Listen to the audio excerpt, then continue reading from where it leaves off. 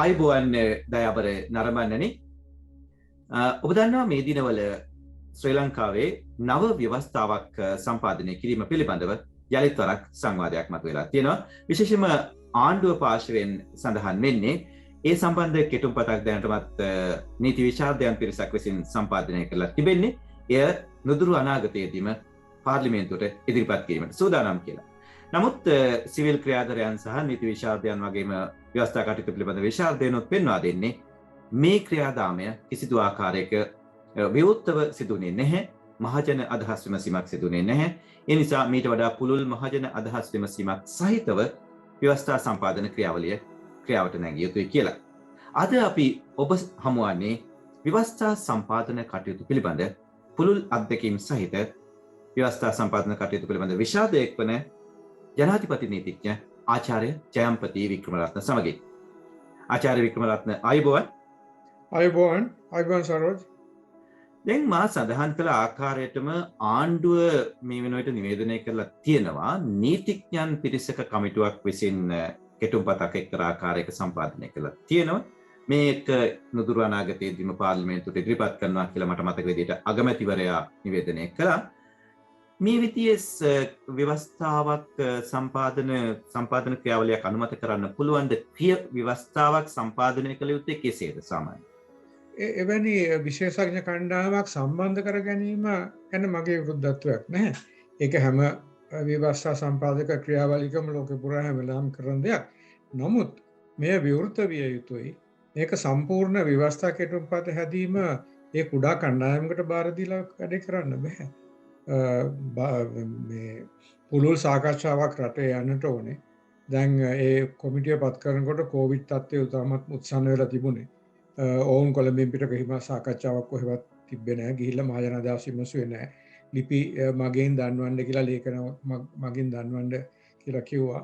විශේෂයෙන්ම ඊළඟට ඒ කමිටුව පත් කරපු ආකාරය සහ එහි සංයුතිය දිහා බැලුවාම ආණ්ඩුවට හිතවත් අය බොහෝ ඉන්නේ, ඔක්කොම නෙවෙයි.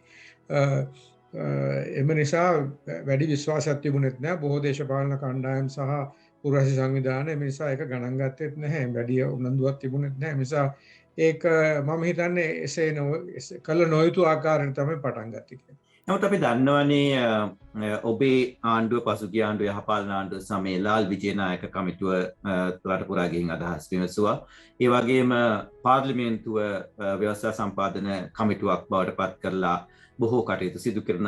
අපි දන්නේ නැහැ මේ සියල්ල මේ රොමේෂ් ජනාධිපති නීතිඥ රොමේෂ් සිල්වාගේ ප්‍රධානත්වයෙන් යුත් කමිටුව විසින් සලකා බැලුවද කොයි විදිහටද සකස් කළේ කියලා කෙටුම්? ඔව් අපි දන්න කියන්නේ ලාල් විජේනායක කමිටුව ඉතාමත්ම පුළුල් ලෙස කටයුතු කරපු කමිටුවක්. හැම දිස්ත්‍රික්ක 25ටම ගිහිල්ලා සමහර තැන්වල රෑ 11-12 වෙනකම් මන්දරන්න නුවරඑළිය ඉවරුනේ රෑ 11:00ට.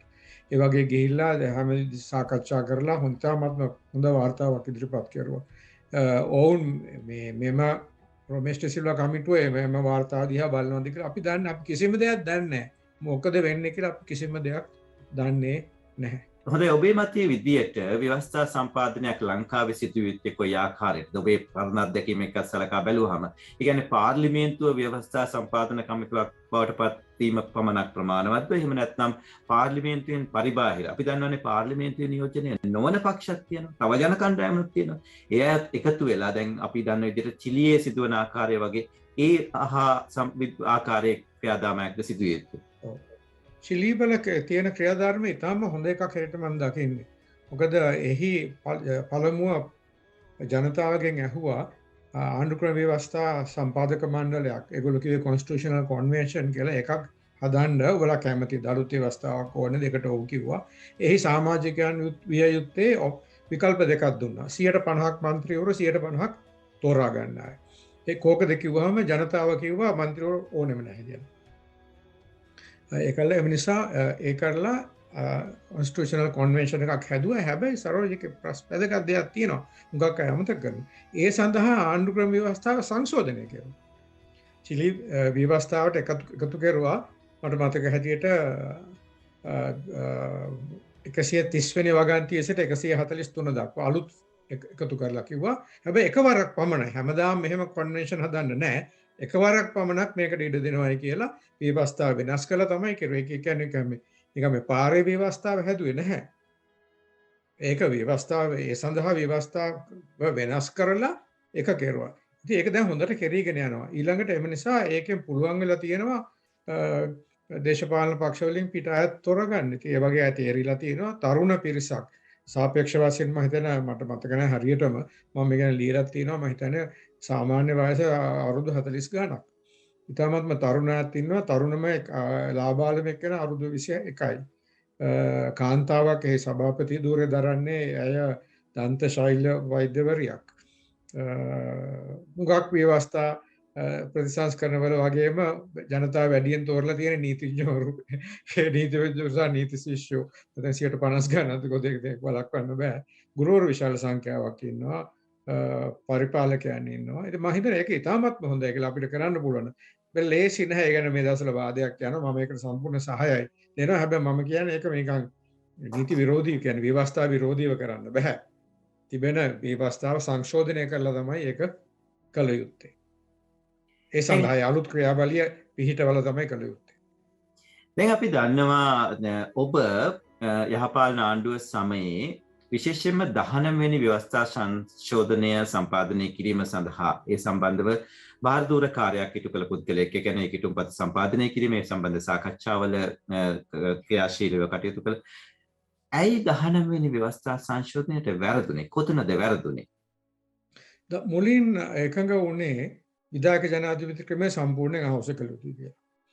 අර විහාර මහදේවී උද්‍යානයේදී අත්සන් කරපු ගිවිසුම සංවිධාන 43ක එක සෝවිද නායක ස්වාමීන් වහන්සේගේ ප්‍රධානත්වයෙන් මෛත්‍රීපාල සිරිසේන මහත්මයා එහි අත්සන් කෙරුවේ විධායක ජනාධිපති ක්‍රමය සම්පූර්ණ අහෝසි කරන්න අත්සන් කෙරුවේ. නමුත් අපි කවුරුත් දන්නේ නැතුව පහුවදා එතුමා අත්සන් කෙරුවා ජාතික හෙළවුරුමයත් සමග වෙනම ගිවිසුමක්. ඒකේ කිව්වා විධායක ජනමත විචාරණයක් අවශ්‍ය කිසියක් කරන්නේ නැහැ කියලා. මේක විශාල පරස්පරයක්. එතනින්ම අපි පසු බැස්සා. මම දැන් කොහොමද උනේ කියලා ඒක කවුරුත් දන්නේ නැහැ. ඉන්පසු දැන් ඉතින් ඒක කියලා ඉවරයි. ඒ අනුව ජනාධිපති මැතිවරණ ප්‍රකාශනයටත් එතුමාගේ ඒ කැලල දැම්ම ජනමත විචාරණයකට අවශ්‍ය දේවල් අර යන්නේ නැහැ කියලා. එතනින්ම සීමාවල් වැටුණා. ඒ කියන්නේ විධායක ජනාධිපති ක්‍රමය සම්පූර්ණ අවශ්‍ය වෙන්න බැරි සීමාවෙන් තමයි පටන් ගත්තේ. ඊළඟට නමුත් ඊට පස්සේ කැබිනට් මණ්ඩලයේ කමිටුවක් පත් කරුවා. ආණ්ඩුවේ සිටින සියලුම පක්ෂ එහි නියෝජනය වුණා. ඒ වගේම තාක්ෂණික කමිටුවක් හිටියා මමත් හිටපු. අවසාන වශයෙන් නීතිපතිතුමා මේක සියල්ල අනුමත කළ යුතුයි. ඔහු හිටියා නීති ගැටුම්පත්කරු හිටියා වෙනම. අර තාක්ෂණික කමිටුවෙන් තමයි මුල් ඩ්‍රාෆ්ට්ස් හැදුවේ. ඒවා නීතිපතිතුමා එක නීතිපතිවරු මේ ලීගල් ඩ්‍රාෆ්ට්ස්මන් නීති ගැටුම්පත්කරුවන්ගේ ස්ටයිල්ස් තියෙනවා. ඒ අනුව එතුමා එයාගේ ස්ටයිල් එකට ඒක යම් වෙනස්කම් කරුවා. ඒක කිසි ප්‍රශ්නයක් නෑ. ඒක ඔහුගේ අයිතිය. නමුත් හැම තීරණයක්ම ගත්තේ අර කමිටුවෙන්. කැබිනට් මණ්ඩලයෙන් පත් කරපු කමිටුවෙන්. ඒ කරලා 2015 මාර්තු මාසේ 12 වෙනිදා 11 වෙනිදා අපි අවසාන කෙටුම්පත ඉවර කරුවා. අනුමත කරපු කෙටුම්පත. ඉන්පසු නීතිපතිතුමා ඒ අතර සාකච්ඡා කළා. නීතිපතිතුමාත් එක්ක අපි ලොකු තර්කයක් මොකද කරන්න පුළුවන් කොහොමද බැරි කියලා. ඊට පස්සේ නීති ගැටුම්පත්කරුට මම හිතන්නේ 11 වෙනිදා යවලා 12 වෙනිදා ඒක කැබිනට් මණ්ඩලයට ඉදිරිපත් කරුවා මාර්තු 12.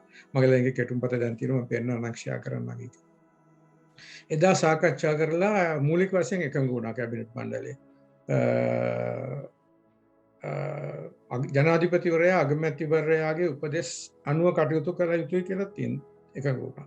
එහි තිබුණා මුල් කෙටුම්පතේ අගමැතිවරයා හෝ යම් කාරණයක් පිළිබඳව අගමැතිවරයා විසින් නම් කරන ඇමතිවරයාගේ උපදෙස් කියලා ඒ නම් කරන කතාව අයින් කරුවා. අයින් කරන්න එකඟ වුණා. තීරණය කරුවා. නියෝජ්‍ය අගමැතිකමක් යෝජනා කරලා තිබුණා ඒක ඉවත් කරුවා. ඊට පස්සේ 12 වෙනිදා බ්‍රහස්පතින්දා දවසක් ඊට පස්සේ මට හොඳට මතක ඊළඟට 15 වෙනිදා ඉරිදා දවසක දෙකට සාමාන්‍ය කැබිනට් එක රැස් වෙන්නේ නැහැ විශේෂ කැබිනට් මණ්ඩලයක් එක රැස් කරනවා. දැන් අවසාන තීන්දුවක් ගන්න. දැන් 12 වෙනිදා 15 වෙනිදා උදේ ජනාධිපතිවරයා කැඳෙව්වා සියලුම පක්ෂවල නායකයන්ගේ රැස්වීම. මේ ජනාධිපති ලේකම් කාර්යාලය මාර්තු 15 වෙනි ඉරිදා උදේ. එයට ඉතා වැදගත් මෙය. එයට දෙමළ ජාතික සන්ධානයට සහ ජනතා විමුක්ති පෙරමුණට ආරාධනය කළා තිබුණේ නැහැ. විධායක ජනාධිපති ක්‍රමය අහෝසි කරන්න වැඩියම කැප වෙලා හිටපු ඒ පක්ෂ දෙකට ආරාධනය කළා තිබුණේ මම දන්නේ නැහැ කියලා. ඉන්පසු ඒ සාකච්ඡාවේදී කෙටුම්පත් සාකච්ඡා වෙලා එහිදී ශ්‍රී ලංකා නිදහස් පක්ෂය කියන්නේ එතකොට ඒ කාලේ වුණ විරෝධ පක්ෂයන වැඩි කොටස ඉඳගෙන හිටියේ නිමල් සිරිපාල සිල්වා එතුමා ඒ කාලේ විපක්ෂ නායකම. ඔහු තමයි කතා කරුවේ පක්ෂය වෙනුවෙන්. ඔහු විරුද්ධ වුණ ජනාධිපති ධූරය බලතල තවත් අඩු කරනවට හුඟක් අඩු කරනවට විරුද්ධ වුණා. විශේෂයෙන්ම අර අගමැතිවරයාගේ උපදෙස් අනුව කටයුතු කළ යුතුයි කියන එකට ඔහු විරුද්ධ වුණා. ඒ වෙනකොට නිමල් සිරිපාල සිල්වා විරුද්ධ පක්ෂ නායකයා වුණාට ඔහුගේ ናයකයා තමයි මෛත්‍රීපාල සිරිසේන ජනාධිපති. ඔව්. තව එකක් අපි දාලා තිබුණා ආණ්ඩුවේ ප්‍රධානියා අගමැතිවරයා විය යුතුයි කියලා. ඒකටද විරුද්ධ වුණා. මට ඒක ලොකු ප්‍රශ්නයක් නෑ. මොකද අපිට සැකයක් තිබුණා මේක ශ්‍රේෂ්ඨාධිකරණය මේකට ඉඩ දෙයිද කියලා. නීතිපතිතුමා කිව්වා නෑ. ඔහුට පුළුවන් ඒක ආරක්ෂා කරන්න කියලා. නමුත් ආණ්ඩුවේ ප්‍රධානියා විය යුතුද කියලා අගමැතිතුමා ඒකටත් විරුද්ධ වුණා. මම ඒක මගේ ප්‍රශ්නයක් නෑ. නමුත් අර ඇඩ්වයිස් උඩ ඒ කියන්නේ උපදෙස් අනුව කටයුතු කිරීම ඉතාම වැදගත්. ඒකට එම නිසා එතනදී ඔවුන් තද බල ලෙස විරුද්ධ වුණා. ඔවුන් කියන්නේ ආණ්ඩුව විරුද්ධ පක්ෂයෙන් ඔවුන් විරුද්ධ වුණා. විරුද්ධ පක්ෂය විරුද්ධ වුණා. ආණ්ඩු පක්ෂය ඇතුළෙන් ජාතික හෙළවීමේ විරුද්ධ වුණා. දැන් ඒ කියන්නේ මුලින්ම ඔබ කිව්වා මුලින්ම ජනාධිපති මෛත්‍රීපාල සිරිසේන එකඟ වෙලා හිටියේ සම්පූර්ණයෙන්ම විධායක ජනාධිපති ක්‍රමය අහෝසි කරන්න කියලා. ඊට පසුව ජාතික හෙළවීමත් එක්ක එකඟත්වයකට පැමිණියා ජනමත විචාරණයකට අදාළ දේවල් කරන්නේ නැහැ කියලා. ඒ කියන්නේ විධායක ජනාධිපති ක්‍රමය එහෙමනම් අහෝසි කරන්න බෑ. ඒ කියන්නේ මෙතෙන්දී මෛත්‍රීපාල සිරිසේන හිටපු ජනාධිපතිවරයාත් හිටියේ එක ප්‍රතිපත්තියක නෙවෙයිද? ඔව් එතුමා ස්ථිර ප්‍රතිපත්තියක හිටියේ නැහැ. ඒක කවුරුත් ඒක බොහොම පැහැදිලි දෙයක්. සෝබිත ස්වාමීන් වහන්සේ තාමත්ම කලකිරුණා පිළිබඳව. ඒක බලපෑවා. එතුමා කෙලින් ස්ථාවරයේ හිටියනම් ඊට වඩා වෙනස් තත්ත්වයක් ඇති වෙන්නේ. දැන් මේ ස්ක්‍රීන් එකේ ඔබට පේන්නේ කැබිනට් මණ්ඩලයට ගිය කෙටුම්පත. එහි මේ 233A2 කියනවා ජනාධිපතිවරයා අගමැතිවරයා හෝ ඔහු විසින් නම් කරන කාර්ය අදාළ කාරණය පිළිබඳ නම් කරන අගමැතිවරයාගේ උපදෙස් පිට කටයුතු කළා කියලා. මේ කොටස ඉවත් කරන්න තීන්දුව කෙරුවා කැබිනට් එක මාර්තු මාසේ 12 වෙනිදා. නමුත් ඉන්පස්සේ ඉතුරු එකත් තවත් වෙනස් කරලා ඊට පස්සේ හොඳටම අඩු කරන්න මේ කැසට් පත්‍රයට යනකොට අරකත් ඒ ටිකත් අයින් කරලා මේ ඔබට පේනවා ඇති අර මම පෙන්නපො හරියන්නේ නැහැ. ඒ කියන්නේ අගමැතිවරයා ජනාධිපතිවරයා අගමැතිවරයාගෙන් ඒ උපදේශ පාඨ කටයුතු කරන්න ඕනේ කියන එක නැහැ. අත වශයෙන් මේ පිළිබඳව ශ්‍රේෂ්ඨාධිකරණයට ගියාම ශ්‍රේෂ්ඨාධිකරණය කොහේ වෙලාවකවත් කිව්වේ නැහැ අගමැතිවරයාගේ උපදෙස් පිට ජනාධිපතිවරයා වැඩ කිරීමට ජනමත විචාරණයක් අවශ්‍යයි කියලා. ඒක හරියම වැදගත් මේ තීන්දුව. ශ්‍රේෂ්ඨාධිකරණය කිව්වා ජනාධිපතිවරයාගේ සම්බන්ධයක් තියෙන්න ඕනේ. එයාගේ තීරණයක් වෙන්න ඕන නැත්නම් එයාගේ ක්‍රියාව වෙන්න ඕන. is act or decision. දැන් අපේ ගැටුම්පතේ තිබුණා ඇමතිවරුන්ගේ විෂයන් මාරු කරන්න පුළුවන් කියලා මේ අගමැතිවරයාට. ශ්‍රේෂ්ඨාධිකරණය ඒක කරන්න බෑ කියලා. ඇයි? ජනාධිපතිවරයාගේ සම්බන්ධයක් ඒකට නැති නිසා. නමුත් ඇමතිවරු පත් කරනකොට අගමැතිවරයාගේ උපදෙස් අනුව ජනාධිපතිවරයා කටයුතු කළ යුතුයි කියන එකට ශ්‍රේෂ්ඨාධිකරණයේ කිසිම විරුද්ධත්වයක් දැක්වේ නැහැ. ඒක හරි වැදගත්. මම මේ පෙන්නන්නේ මේ අදාළ නඩු තීන්දුවේ කොටස මෙහි කියනවා though article 4 provides the form and manner of the exercise of the sovereignty, the ultimate act or decision must be retained by the president. ඒ කියන්නේ ශ්‍රේෂ්ඨාධිකරණය කිව්වේ උපදෙස් අනුව කටයුතු කරුවට කමන්නේ ඒකෙන් ජනමත විචාරණයක් අවශ්‍ය නැහැ. දැන් මෙහිදී මට මතකයි චම්පික රණවක හිටපු අමාත්‍යවරයා සමග මම ඈතදී කළපු සාකච්ඡාවකදී ඔහු කියපු දෙයක් තමයි විශේෂයෙන්ම මම ඔහුට මතු කළේ ඔහුට විවේචනයක් එල්ල වෙලා තිබුණා විධායක ජනාධිපති ක්‍රමය ඉවත් කිරීමට අහෝසි කිරීමට එකඟ නොවූ නැත්නම් ඒ සම්බන්ධයෙන් කළ උත්සාහයට බාධා කළ එක පුද්ගලයෙක් විදියට චම්පිකරණවක හිටපු අමාත්‍යවරයා ඔහු මා සමග කිව්වා ඒක සම්පූර්ණයෙන්ම වැරදි චෝදනාවක්. මේක කියන අයට මම කියනවා මෛත්‍රීපාල සිරිසේන ජනාධිපතිතුමාගේ ප්‍රතිපත්ති ප්‍රකාශනය කියවන්න. ඒ ප්‍රතිපත්ති ප්‍රකාශනයට එකඟ වෙලා තමයි රනිල් වික්‍රමසිංහ, ඒ වගේම සුමන්දිරන්, රවුෆ් හකීම්, මනෝ ගණේෂන්, ඒ වගේම අපි මේ සියලු දෙනාම එතුමට සහයෝගය දුන්නේ. මොකක්ද ඒ ප්‍රතිපත්ති ප්‍රකාශනයේ තියෙන්නේ? ඒ ප්‍රතිපත්ති ප්‍රකාශනයේ තියෙනවා අපි ආවොත් ව්‍යවස්ථා සංශෝධනයක් ගේනවා, ජනාධිපති ධූරය සම්බන්ධෙනුත් යම් විවස්ථා සංශෝධනයක් කරනවා. හැබැයි ජනමත විචාරණයට තුඩු දෙන කිසිදු ආකාරයේ ව්‍යවස්ථා සංශෝධනයක් කරන්නේ නැහැ කියලා. ඒක කිව්වේ චම්පිකරණවක නෙවෙයි. ඒකෙම ඇතුලේ තියෙනවනේ විධායක ජනාධිපතිතුමාට අහෝස කරනවට එදා විරුද්ධ වුණා කියලා. මොකද ශ්‍රේෂ්ඨාධිකරණය විධායක ජනාධිපති ක්‍රමය අහෝස කිරීමට ශ්‍රේෂ්ඨාධිකරණය ජනමත විචාරණයක් අවශ්‍යයි කියන එක බොහෝ නීති විශාරදයෝ කියලා දෙයක්. හැමදාම වගේ බොහොම සුළු පිරිසක් තමයි කියන්නේ ඒක නැතුව කරන්න පුළුවන් කියලා. මම මේ සුළු පිරිසට අයිති. ඒක වෙනම කතන්දරයක්, ඒක වෙනම සාකච්ඡා කරන්න ඕනේ. නමුත් සාමාන්‍ය නීතිපතිවරයාගේ පව මතය තිබෙන්නේ, නීතිපති දෙපාර්තමේන්තුවේ හැමදාම මතය තිබුණේ, වැඩි දෙනාගේ මතය තිබෙන්නේ ජනමත විචාරණයක් අවශ්‍යයි කියලා විධායක ජනාධිපති ක්‍රමය අවශ්‍ය කරන්නේ. ඉතින් අර මම මේක ඉතිහාසය කිව්වනේ කොහොමද ආවේ කියලා. ජනමත විචාරණයක් අවශ්‍ය නැතිව පමණයි කරනවට අපි පවණක් කරනවට අපි කැමති කියන එකෙන්ම තේරෙනවා විධායක ජනාධිපති ක්‍රමය තියා ගැනීමට වඩා තමයි ඔවුන්ගේ නම්බුරුව කියලා. ඒ කියන්නේ ජාතික හෙළවුරුමය හෝ චම්පිකරණවක ඒ අවස්ථාවේ ඒ උත්සාහයට බාධා කළා. එදා 2015 පැහැදිලි බැසම සම්පූර්ණ ඒකෙම පේනවනේ වෙනම ගිවිසුමක් අත්සන් කරපු එකෙන් පේනවනේ ඒක. සහ මම කියපු මාර්තු 2015 මාර්තු 15 රැස්වීමේදී වුණ දේවල් ඒවා එදා හිටපු ඒ රැස්වීමට ඕන කෙනෙක් මේක තහවුරු කරයි. නමුත් ඒක කිව්වට පස්සේ මම මෙහෙම කියන්න ඕනේ. දැන් ඒ සත්වයේ වෙනසක් මම දකිනවා. 43 සේනාංකයේ අලුත් මැතිවරණ අලුත් මේ ප්‍රතිපත්ති ප්‍රකාශය මට පේනවා ඒ වෙනසක්. ඒක මම දකින සුබවාදී දෙයක් හැටියට. එහි ඔවුන් විධායක ජනාධිපති ක්‍රමය තියාගන්න ඕනෙම කියලාම කියන්නේ නැහැ. ඒ පැත්තට තමයි නැඹුරු. නමුත් ඒක ඔවුන් විවෘතව තියෙනවා. ඊළඟට මම මේ පිළිබඳව ඒ ඔය ලේඛනය හදන්න ඉස්සෙල්ලත් මම කරුණාරත්න පරිවිතාන හිටපු මන්ත්‍රීතුමාත් එක්ක කතා කරුවා. ඔහු මම කිව්වා එන්න මේවා තමයි අපේ මගේ මතය. මෙන්න මේවා ආමන්ත්‍රණය කරන්න ඕනේ කියලා. ඊට පස්සේ මම මේ ලේඛනය හදුවාට පස්සේ මම කිව්වා මේක මම බලාපොරොත්තු වෙන තරම් දුර යන්නේ නැහැ. නමුත් මේක ධනාත්මකයි.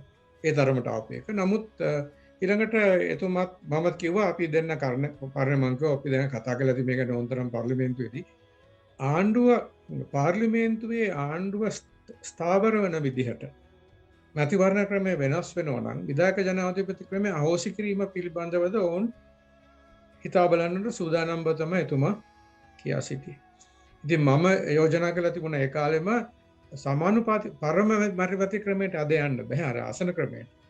එහෙම වුණොත් මේ කුඩා දේශපාලන කණ්ඩායම් සහ කුඩා ජනවර්ගවල නියෝජනය පිළිබඳ බරපතල ප්‍රශ්න එනවා. එම නිසා ආණ්ඩුව පිහිටවන පක්ෂයට ආසන 6ක් හෝ 8ක්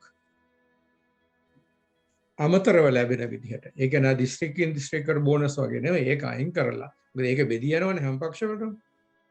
ඒ දිස්ත්‍රික්ක දිනන අනුව නමුත් එහෙම නෙවෙයි දිනන ආණ්ඩුව හදන්න පක්ෂයට අර සෝල්බරි ව්‍යවස්ථාවේ වගේ යටතේ වගේ 6ක් හෝ 8ක් ආසන දෙන්නට එවැනි ක්‍රමයකට ගැන සාකච්ඡාවක් අපේ අතර තිබුණා. ඉතින් පරණවිතාන මහත්මයා මට කිව්වේ ඔබ එවුන් ඒක සාකච්ඡා කරන්න කැමතියි කියලා. ඒ නිසා ඉතින් මම ඒක දකින්නේ පොසිටිව් දෙයක් හැටියට. ඒ වගේම ඔවුන්ගේ ප්‍රකාශයේ බලය බෙදීම පිළිබඳව පිළිඅරන් තිබෙනවා. පළාත් සභා ක්‍රමය පිළිඅරන් තිනවා. ඒවා මම දකින්න ධනාත්මක දේවල් හැටියට. නිසා මේවා කාගේවත් ස්ථාවරයෙන් ඉතින් ගලේ කොටලා තියන්න බෑනේ. එහෙම නොවිය යුතුයි. ඒක හොඳ වර්ධනයක් හැටියට මම දකිනවා. කොහොමනත් 19 වෙනි ව්‍යවස්ථා සංශෝධනයේ අවස්ථාවේ ලංකාවේ අපි දන්නවා ශ්‍රී ලංකා නිදහස් පක්ෂය දිගින් දිගටම 77 ඉඳලම 78 ඉඳලම දාරු පුස්තාවරයක් තමයි විධායක ජනාධිපති ක්‍රමය අහෝසි කළ යුතුයි කියලා. නමුත් ඔබ කියපු විදිහටම එදා නිමල් සිරිපාල සිල්වා විපක්ෂ නායකවරයා හැටියට ශ්‍රී ලංකා නිදහස් පක්ෂයේ නියෝජිතයා හැටියට එදාගේ ජනාධිපති ක්‍රමය සම්පූර්ණයෙන්ම හොසි කිරීමට එදා විරුද්ධ වුණා. මම කියන්නේ එදා ඒ ස්වර්ණමය අවස්ථාව අහිමි වෙලා ගියා. ඊට කලින් මට හොඳට මතකයි හිටපු ජනාධිපතිනි චන්ද්‍රිකා බණ්ඩාරනායක මහත්තුංග නිරන්තරයෙන් පෙන්වා දෙන දෙයක් තමයි එදා හේ ව්‍යවස්ථා සම්පාදන උත්සාහයක් කරන අවස්ථාවේ ඇය පැහැදිලිවම එකඟ වුණා කිසියම් සීමිත කාලයක් දුරය දරලා ඊට පස්සේ ජනාධිපති පදවියෙන් ඉවත් වෙන. ඒ කියන්නේ විධායක අගමැති ක්‍රමයක් ඒ අවස්ථාවේ යෝජනා කළා කියලා මට මතකයි. ඔව් විධායක අගමැති කියන ඒක එච්චර ඒක එහෙම දුරයක් නෑ විධායක පාර්ලිමේන්තු ක්‍රමයට. කියන්නේ විධායකයේ නාමික නායකයා ජනාධිපතිවරයා නමුත් ඉෆෙක්ටිව් හෙඩ් නැත්නම් අත වශයෙන් ක්‍රියාකාරී නායකයා මේ අගමැතිවරයා. එතන පාර්ලිමේන්තුව ශක්තිමත් කරේ. 2000 ව්‍යවස්ථා කෙටුම්පතේ එහෙම තමයි තිබුණේ. විධායක ජනාධිපති ක්‍රමය සම්පූර්ණයෙන් අවශ්‍ය කරන්නේ. නමුත් ඒ කාලේ වෙනකොට චන්ද්‍රිකා මැතිණිය දෙවන වරට දිනලා තිබුණා ජනාධිපතිතුමා. එතකොට ඒ අභ්‍යන්තර සාකච්ඡාවලදී මම අපේ මේ එතකොට තිබුණේ පොදු ජන පෙරමුණනේ. පොදු ජන පෙරමුණේ മന്ത്രി නායකයෝම කියන්න පටන් ගත්තා එතුමියට ඔබතුමිය අවුරුදු 6 ඉන්න ඕනේ කියලා. මම කනගාටු කියන්නේ වාමාංශික නායකයෝ පව. මම ඒ වාමාංශික නායකයන්ට කිව්වා මම නම් කියන්න කැමතියි. මොකද සාදුර මේ තත්ත්වය ඒකට මේකට එකඟ වෙන්නේ මේක කෙටි කරන්න ඕනේ. නැත්තම් එක්සත් ජාතික පක්ෂය කාදක්වත් සහයෝගය දෙන්නේ අවුරුදු 6කින් කරන්න කියලා.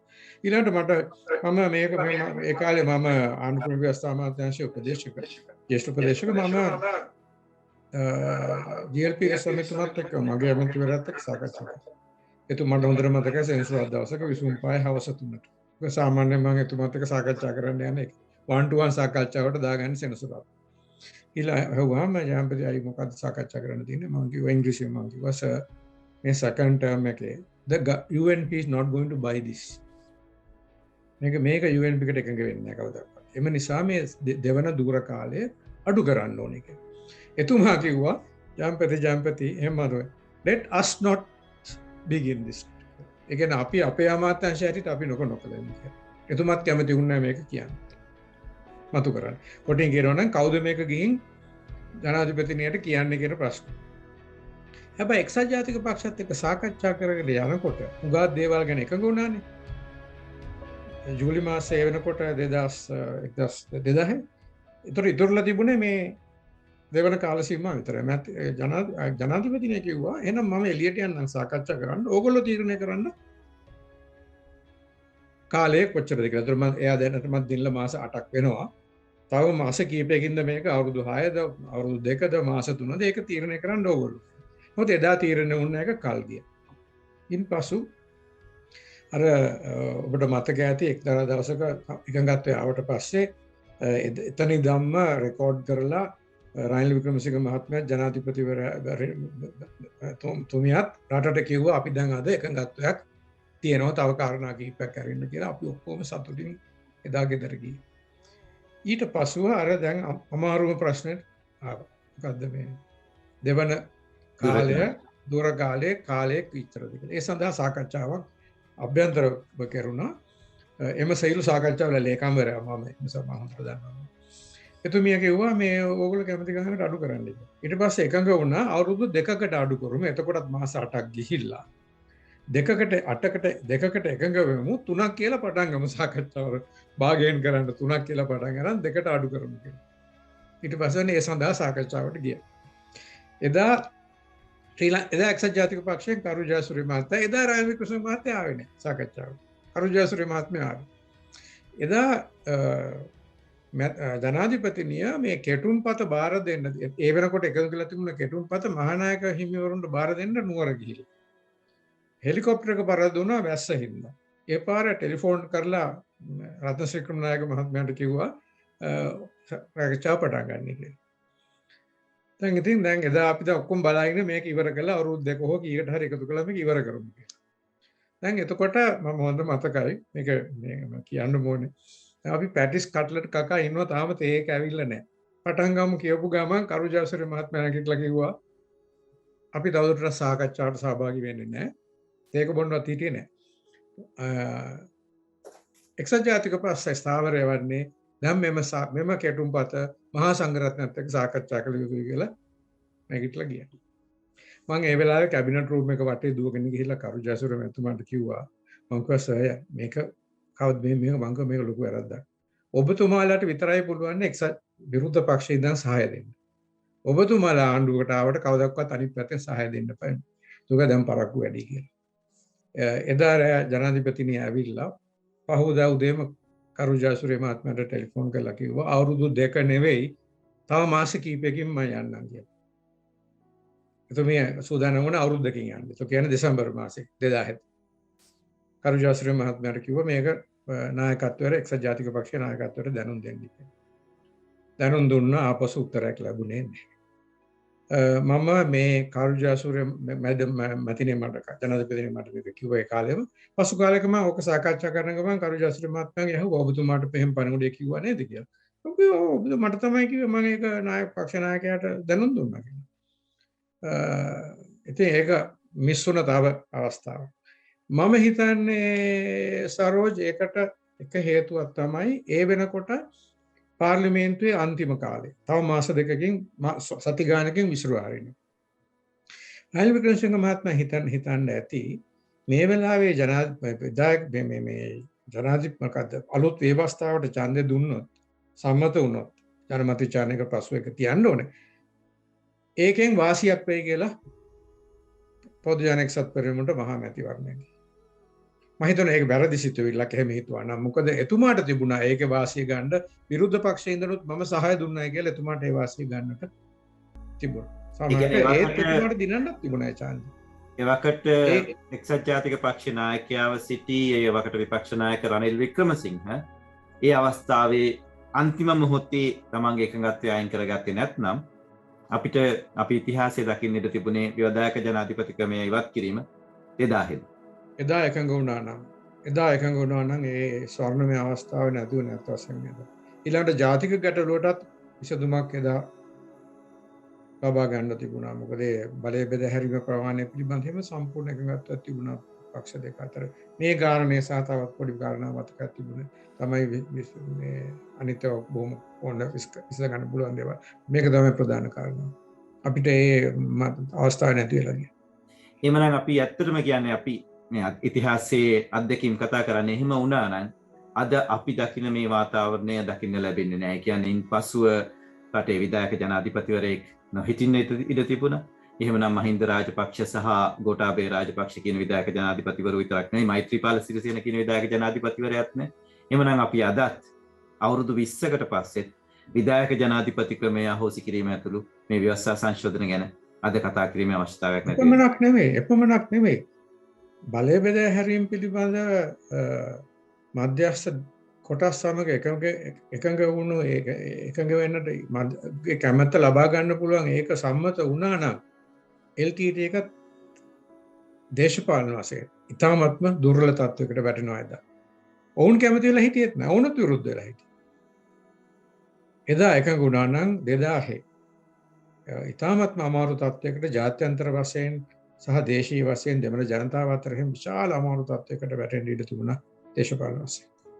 ඒ කියන්නේ මේ ලක්ෂයක් පමණ සාමාන්‍ය ජනතාව ලක්ෂයකට පමණ ජීවිත අහිමුණු යුද්ධයේත් වෙනස් දෙයක් අපිට දකින්න පුළුවන්. මම හිතන්නේ ඒකින්දම LTT එක යුද්ධ මේ ආයුධ අතාරී කියලා. ඔවුන්ගේ මානසිකත්වය වෙනස්. ඔවුන් බොහොම හිතුවක්කාර ලෙස ඔවුන්ගේ මතය එල්ලිලා හිටියේ. ඒකින්ද අන්තිමට ඔවුන්ට කිසිම කෙනෙක්ගේ සහාය නැතුව ජාත්‍යන්තර වශයෙන් උත් සහාය නැතුව අන්තිමට ඔවුන්ට මිලිටරි පරාජයක් ලැබුණේ. නමුත් එහෙමනම් ඔවුන් වඩා දුර්වල වෙලා ජාත්‍යන්තර වශයෙන් කොන් වෙලා ඊට වඩා මේ තරම් දුරට ඇදී යන්නේ නැතුව යම් අවසානයක් දකින්නට ඉඩ තිබුණා. දැන් අපිට මතකයි ඒ වගේම යහපාලන ආණ්ඩුව සමයේ අපි දන්නවා විධායක ඔබ සඳහන් කළ ආකාරයට විධායක ජනාධිපතිකම අහෝසි කිරීමේ උත්සාහය සාර්ථක වුණේ නැහැ. නමුත් බලතල බොහෝ දුරට සීමා කෙරුණා. කොයිතරම් දුරට සීමා කෙරුණත් අපි දුටු දෙයක් තමයි 2018 ඔක්තෝබරයේදී එවකට ජනාධිපති මෛත්‍රීපාල සිරිසේන ඒ සීමා සහිත බලතල පවා පාවිච්චි කරමින් පාර්ලිමේන්තුව විසිරුවා හරි අගමැතිවරයා ඉවත් කළ පැහැදිලිවම ශ්‍රේෂ්ඨාධිකරණයේ තීන්දුව වෙනස් කළා. ඒවා නීති විරෝධී කියලා තීන්දුව කළා. නමුත් එහෙම උත්සාහයක් දරුවා රටේ අතිශය බරපතල අර්බුදයක් මතුවුණා මාස ගණනාවක්. දැන් මේ අවස්ථාවේ අලුත් ව්‍යවස්ථාවක් සම්පාදනය කිරීමේ ක්‍රියාදාමය එකවරම ඇන හිටියයි. ඊටත් කලින් එක ඇන හිටල 2017 අග වෙනකොට ඇනල හිටල ඉවරයි. ඒ වෙනකොට අවුරුද්දකින් අවුරුදු 2017 එතකොට අවුරුදු එකහමාරකින් විතර රැස්සලාවත් තිබුණේ. මම හිතන්නේ ජනවාරි 2017 පස්සේ රැස්ුණේවත් නෑ මේ ස්ටියරින් කමිටි එකට මේ මෙහෙයුම්කාරක සභාව. ජනාධිපතිවරයා සහ අගමැතිවරයා අතර මේ සම්බන්ධතා බිඳ වැටලා තිබුණා. මම තව එකක් කියන්න ඕනේ. 2016 අග කාලේ මෙතන මැද නැත්නම් අග කාලේ වෙනකොට ශ්‍රී ලංකා නිදහස් පක්ෂය මෙහෙයුම්කාරක සභාවට ඇවිල්ලා කිව්වා මේ විධායක ජනාධිපතිතුමා හොසි කරන්න අපි කැමතියි කියලා. ඒක රෙකෝඩ් වෙලා තියෙනවා මම තියෙනවා එහි මේ වර්ධ ඒ කොයි වර්ෂයේ ඊට මාස කිහිපයකට පස්සේ උනේ ස්ථාවරය වෙනස් කළා. ඒකට හේතු උන අර සම්බන්ධතා කඩා වැටීම ආරේ සියල්ලමත් හේතු. ඒ 2017 මුල වෙනකොට ඉතින් ක්‍රියාත්මක කඩා වැටෙනවා හා සමානයි නමට තමයි ඒක තිබුණේ. ස්ටියරින් කමිටිගේ කටයුතු ඉදිරියට ගියේ නැහැ. ඒ කියන්නේ අපිට මෙතෙක් තිබුණු ව්‍යවස්ථා සම්පාදන ක්‍රියාවලීන් වලින් ගන්න පුළුවන් හොඳම පාඩම එක්තරා දුරකට නේ පැහැදිලිවම පුළුල් මහජන සංවාදයක් පුළුල් විවෘත සංවාදයක් පැවතිය යුතුයි. සමාජයේ පාර්ලිමේන්තුවේ පමණක් නෙමෙයි සමස්ත සමාජයේ පිළිබඳ සංවාදයක් මතුවිය යුතුයි. ජනතාවගේ අදහසත් මේකට එකතු කරගත යුතුයි. හැබැයි ඒ වගේම තමයි ඒ කියන්නේ කාලය ඕනෑවට වඩා ගන්නේ නැතිව මං කියන්නේ මාස 2-3කින් කරන්නත් බෑ මේක. නමුත් අවුරුදු 3-4ක් ගන්න ගැනීමත් වැරදි කියන එක. ඒ කියන්නේ සීමිත කාලයක් තුළ ඉතා ඉක්මනින් මේක හරියටම හරි. 2000 ව්‍යවස්ථාව 2000 වෙනකන් 94 ඉඳන් ඇදුන එකත් එක හේතුවක් වුණා එදා. 2015 ජූලි සැප්තැම්බර් මාසයේ පාර්ලිමේන්තුව රැස් වුණේ අලුත් ආණ්ඩුක්‍රම ව්‍යවස්ථාවේ කටයුතු ක්‍රියාවලිය පටන් ගන්න යෝජනාව ඉදිරිපත් කරුවේ 2016 ජනවාරි 8 වෙනිදා මාස 3-4ක්ම ගියා ඒක යෝජනාව අනුමත කරගන්න පාර්ලිමේන්තුවෙන්. ඊට පස්සේ ඇදීලා ගියා. හොඳටම පෙවුණා එදා විරුද්ධ පක්ෂ රැස්වීම් වල කල් ගන්නවා ඒ ඔක්කොම මෙව වුණා. ඒක කල්පනා කරගන්න ආණ්ඩුවට පුළුවන් වුණේ නැහැ. ඒකත් ඇදිලා ගියා. ඒක සම්පූර්ණ ඇත්ත. හැබැයි ඉතින් හදිසියෙම අර මාස 2-3 හදන්න බෑ. නමුත් මම හිතනවා සාධාරණ කාලයක් කියන්නේ අවුරුද්දක වගේ කාලයකින් ඉවර කරුවේ නැත්නම් හරි අමාරුයි. එතනින් එහාට අරන් යන්න. ඒක තමයි මේ සියල්ලම අපිට දෙන පාඩම. නමුත් මේ අපේ දැන් මේ වගේ අපිට තවත් පාඩමක් තියෙනවා. හොඳ පැත්තකුත් තියෙනවා නරක පැත්ත විතරක් දිහා බලන්න. අපි 17 වෙනි සංශෝධනයේ සම්මත කරුවේ පූර්ණ එකගත්වයකින් පූර්ණ එදා කොහොම ඡන්දය දුන්නානේ සම්පික රණවේක මහත්මයා විතරනේ එදා මේ ඡන්ද නොදී හිටිය දෙපත් මේ 17 වෙනි සංශෝධනයේ ඒකත් එතුමා මුළු එකට විරුද්ධ නැහැ. එක්තරා එක පොඩි වගන්තියක් පිළිබඳව යට ප්‍රශ්නයක් තිබුණා. මට ඒක ලොකු ප්‍රශ්නයක් නැහැ. නමුත් එතුමා අනිතවට ඔක්කොටම සහාය දුන්නා. 19 වෙනි සංශෝධනයේ සම්මත කිරුව 2015 දී ඒත් පූර්ණ එකගත්වයක් ඇති වුණා. එක්කෙනා විරුද්ධ ඡන්ද දුන්න එක්කෙනෙක් මම හිතන්නේ මේ ඡන්ද නොදී හිටියා. ඒකෙන් තේරෙන්නේ ප්‍රධාන සරත් විරසේකර මහත්මයා මම හිතන්නේ ඡන්ද දුන්නේ නැත්තේ. මට මතක නැහැ මම නිවැරදි කරදිනා. ඒකෙන් තේරෙන්නේ ප්‍රධාන පක්ෂ එකඟ වුණ අවස්ථාවල් තියෙනවා. අපි කියනවනේ ජයවර්ධන මහත්මයා මේ ව්‍යවස්ථාව හදලා පෙට්ටියක දාලා යතුරු වහලා මේ යතුරු විසි කරුවයි කියලා ගඟට. ඔව් එහෙම තමයි. විස කෙරුවා. නමුත් අපේ පක්ෂ අවස්ථා දෙකකදී එකඟත්වය ඇති කරගත්තා ඒ යතුරු හොයාගන්න. සීමා සහිතව වෙනස්කම් කෙරුවා. ඒකෙන් තේරෙන්නේ මේක කරන්න බැරි දේවලුත් නෙවෙයි. ඒකට ඉතින් ඒකට අවශ්‍ය 17 වෙනි සංශෝධනය ඇති වුණේ පුරවැසි සමාජයෙන් සිවිල් සංවිධානවල තල්ලුවෙන් සහ ආණ්ඩුවේ අර්බුදයක් තිබුණා ආණ්ඩුව කඩා වැටෙන්න ඕන මෙන්න කියලා 2015 අර තිබුණු සමාජ ව්‍යාපාරයේ සෝබිත අඳුරන්ගේ නායකත්වයෙන් උත්සාහිත ඒ සමාජ ව්‍යාපාරයේ තිබුණු තෙරපුම නිසා නමුත් එහෙම හරි අපි අවස්ථා දෙකක කෙරුවනේ මේක. මේ සමය බැරිම දේවල් නෙවෙයි. නායකයන්ගේ තෝරනකම තියෙන්න ඕනේ කැපවීම තියෙන්න ඕනේ ඒ සඳහා. දැන් මේ අවස්ථාවේ තවත් මහජන ව්‍යාපාරයක් ගොඩනැගෙමින් පවතිනවා. බ්‍රිටෝ ප්‍රනාන්දු මන් කුමාර ජේෂ්ඨ මාධ්‍යවේදී විට්යිවන් වගේම බැසිල් ප්‍රනාන්දු නීතිවේදී බැසිල් ප්‍රනාන්දු වගේ අයගේ ප්‍රමුඛත්වයෙන් ඔවුන්ගේ තර්කය වෙලා තියෙන්නේ කිසියම් ආකාරයකට ආණ්ඩුව මහජන සංවාදයකින් තොරව මේ කෙටුම්පත ඉදිරිපත් කරොත් රමේෂ් ද සිල්වා කමිටුවේ කෙටුම්පත අධිකරණ ක්‍රියාමාර්ගයක් ගන්න පුළුවන් කියලා. නමුත් නමුත් නීතිවේදීන් සමහරුන්ගේ තර්කය වෙලා තියෙන්නේ මේ සම්බන්ධයෙන් අධිකරණ ඉදිරියේ අධිකරණයේ එවැනි පෙත්සමක් ප්‍රතික්ෂේප කරාවයි කියන එක. මෙහෙම අධිකරණයට යන එක ලේසි වෙන්නේ නැහැ. මොකද අධිකරණයට යන්න පුළුවන් නේ විධායක හෝ පරිපාලන ක්‍රියාවන් වලට විරුද්ධව. ව්‍යවස්ථාව වෙනස් කරනු කියලා අධිකරණයට යන්න බෑනේ. ඉතින් එම නිසා අධිකරණයට ගිහිල්ලා මම දන්නවා මේ පිළිබඳව මම සාකච්ඡා කළ දෙනවා උන් සමග. මම නම් හිතන්නේ අධිකරණයට යන එක එක්තරා නුවණකාර වැඩක් කියලා.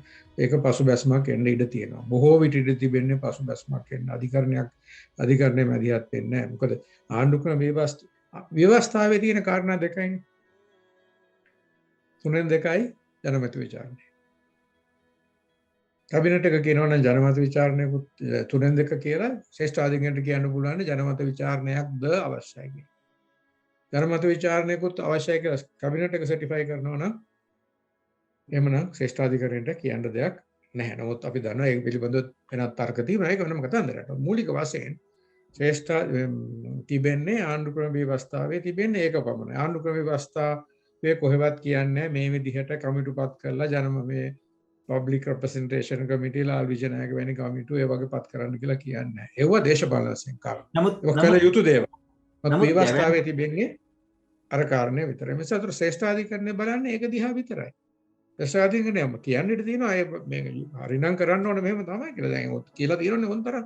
දැන් ශ්‍රීරාණි බණ්ඩාරනායක මැදිනේ ශ්‍රේෂ්ඨාධිකරණයට පත් කරපු වෙලාව ඇති වුණ නඩුවේ මාක් ෆර්නෑන්ඩෝ මහත්මයා කිව්වනේ. මේ වගේ වෙලාවට විධායකය මේ අග්‍රවේශකතුමාගෙන් අහන්න ඕනේ, සාකච්ඡාවක් තියෙන්න ඕනේ.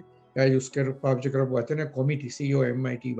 ඒ එකඟත්වය සාකච්ඡාවකින් කරන්න ඕනේ කියලා. ඒ වගේ දේවල් ඔවුන්ට කියන්න පුළුවන් මේ සමහර විට. නමුත් මම දන්නේ නැහැ මම නම් හිතන්නේ නැහැ මේ උසාවියට ගිහිල්ලා යම් දෙයක් කරන්න පුළුවන් කියලා. නමුත් ඒ ඔවුන්ගේ ඒ තර්ක මම සම්පූර්ණ සහාය දෙනවා ඒකට. ඒ වැඩේට. අපි ඒ වෙනුවට කරන්න ඕනේ සියලුම පුරවැසි සංවිධාන සහ දේශපාලන පක්ෂව එකඟත්වය අරලා ආණ්ඩුවට පාර්ලිමේන්තුවට කියන්න ඕනේ වෙනස් කරන්න ව්‍යවස්ථා හදන ක්‍රමය වෙනස් කරන්න චිලි වෙලා වගේ. ඒකල එවැනි මම විරුද්ධ නෑ මන්ත්‍රීවරු කොටසක් ඉන්නවනේ මම. මොකද වඩා හොඳයි මන්ත්‍රීවරු පුළුවන් තරම් අවම කරලා ඍජුව පත් කරන ආණ්ඩුක්‍රම ව්‍යවස්ථා මණ්ඩලයක්. චිලි වල වගේ ඒක තමයි හොඳම එක. නමුත් එක්තරා දුරට මන්ත්‍රීවරු 125ක් හරි ඉන්නවට මගේ ලොකු විරුද්ධත්වයක් නෑ පිළිබඳ. නමුත් කෙසේ වෙතත් ඒකේ තර්කය මොකද්ද? මන්ත්‍රීවරු දේශපාලන ආණ්ඩුක්‍රම ව්‍යවස්ථාවක් හදනකොට ඔවුන්ගේ බැඳීම්, ඔවුන්ගේ ඉන්ට්‍රස්ට් උත් ඔළුවේ තියාගෙන තමයි කරන්නේ. දේශපාලන පක්ෂත්. නමුත් අර වගේ විශේෂයෙන් තෝරාගත්ත ආණ්ඩුක්‍රම ව්‍යවස්ථා මණ්ඩලයක හරහා යනකොට නිශ්චිත වශයෙන්ම වඩා හොඳ ව්‍යවස්ථාවක් හැදෙනවා. නිසා ඒ යෝජනාව ඉතාම හොඳ යෝජනාවක්. ඒක කරගන්න කොහොමද කියන පිළිබඳව තමයි ගැටලුව තිබෙන්නේ. ඒ සඳහා විශාල මහජනයාගේ ගෙන් පාර්ලිමේන්තුවට තෙරපීමක් තිබෙන්නට ඕනේ ඒ කරන්නට කියලා. ආචාර්ය ජයම්පති වික්‍රමරත්න ඊටමත්ම ස්තුතියි මේ සංවාදයට සහභාගී වුණාට. මම හිතන්නේ අනිත් බොහෝ නීති විශාරදයන් පෙන්වා දුන් කරුණු ඇරුණම ඔබේ අත්දැකීම් සහිතව මුල ඉඳලම ව්‍යවස්ථා සම්පාදන ක්‍රියාවලියේ දශක ගණනාවක් නිරත වෙලා ඉඳලා ඔබේ අත්දැකීම් අපේ නරඹන්නන් සමග බෙදා ගැනීම ගැන ඉතාමත්ම ස්තුතියි. බොහොම ස්තුතියි මේ අවස්ථාව මට ලබා දුන්නාට.